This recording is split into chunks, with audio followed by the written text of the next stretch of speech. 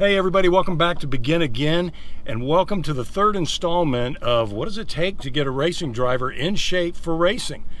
You know, in our first episode, I introduced you to my friend Brenna Hennings Burch, who is the owner of Move Functional Training, and she kind of gave us an overview of what we could expect as we go forward in getting ourselves in better race fitness. In episode 2, we saw kind of what Brenna recommends for our workouts, and in this episode, we're going to talk a little bit more about what does it take to recover from a workout, or what do you do after a race, as the case may be. Now, I don't know if you can see or not, but I've just gotten done doing an hour on the stair climber, and I'm sweating and I'm drenched, and no, that's not a bottle of water that was sprayed on me. I really did sweat that much.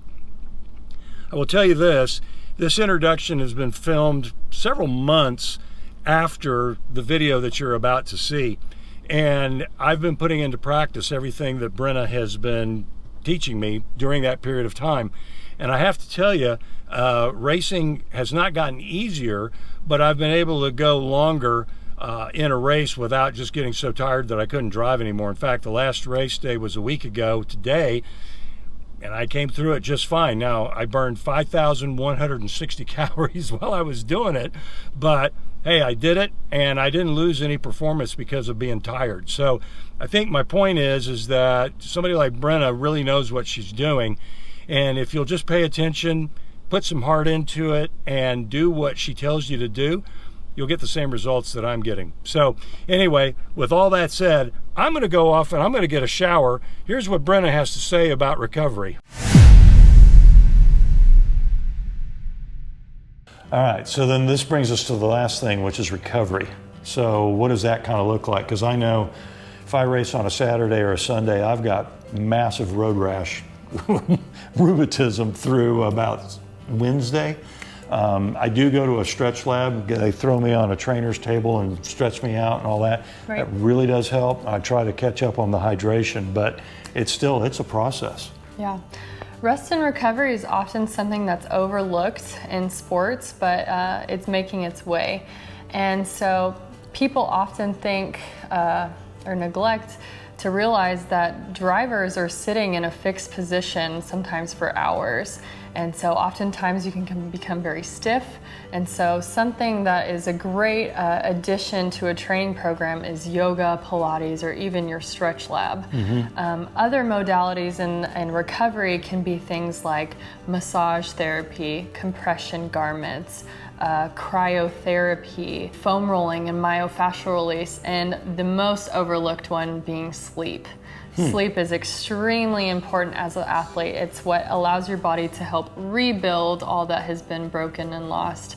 And so all these modalities can help with blood flow to the sore muscles, reduce inflammation, and also help flush out the toxins and waste products from post-training.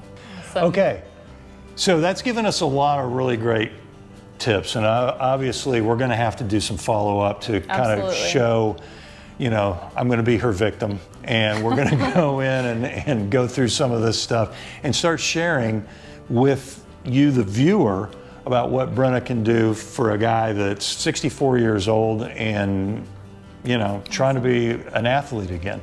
And so it's going to be a very interesting journey, and I'm really excited to go and do this. Yeah, we're going to have a lot of fun. We are.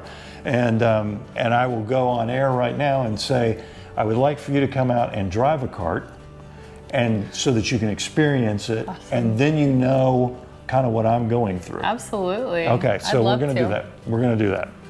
So lots of great information.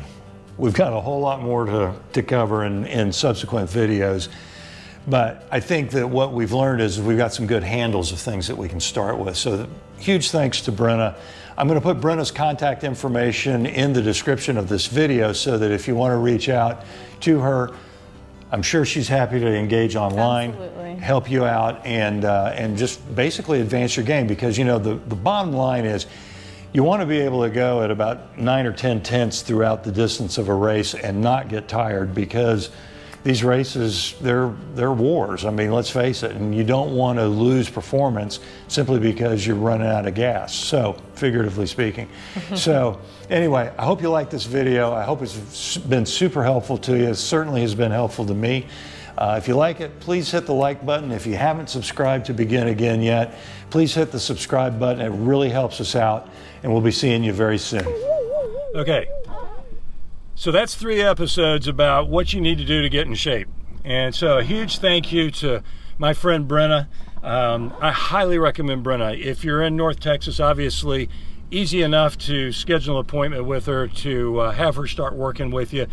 But hey, if you're not in North Texas, she does online training as well, so that's an option as well.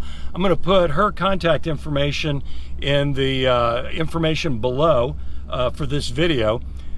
Our next video, we're going to talk about the importance of stretching out as part of your recovery routine.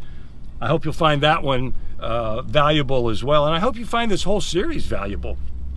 Now, there's one thing that I will tell you. You may recall that in the first episode, Brenna told me that for every 50 pounds of body weight, you should drink 1 quart of water every single day.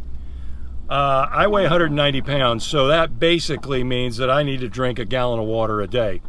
And while I'm now way more hydrated and I've seen all sorts of great benefits from drinking all that water, there are some consequences. Here's what I mean.